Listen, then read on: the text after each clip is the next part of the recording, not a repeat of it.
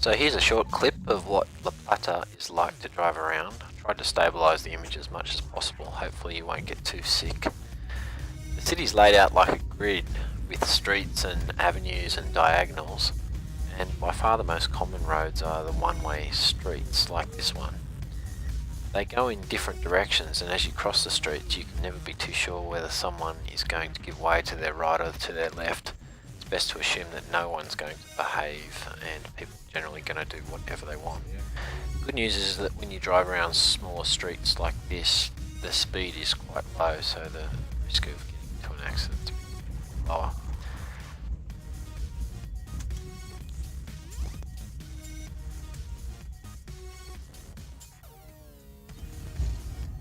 This one's an avenue. It's not a street because it goes in two directions. You can see there's a right hand lane and a left hand lane that's separated by the bit of green space. Quite often the avenues have quite a bit of green space in the middle of them.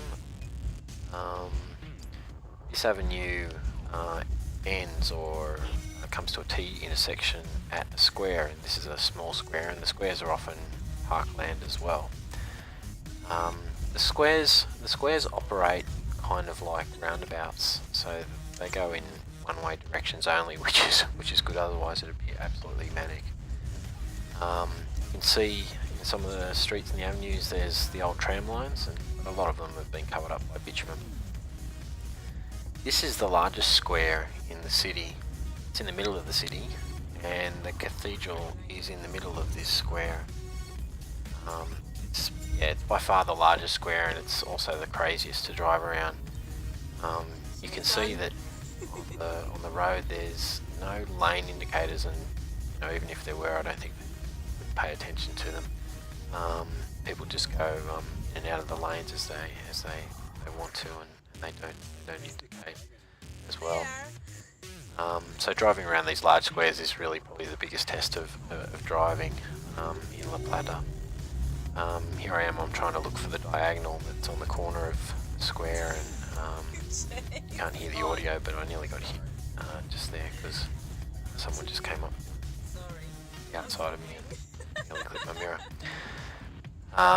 Yeah, people will often just try and scoot around you. Here's a small example of what it's like to cross a diagonal that's close to the grid of the streets. Sometimes you can get these five-way intersections where the diagonals cross near the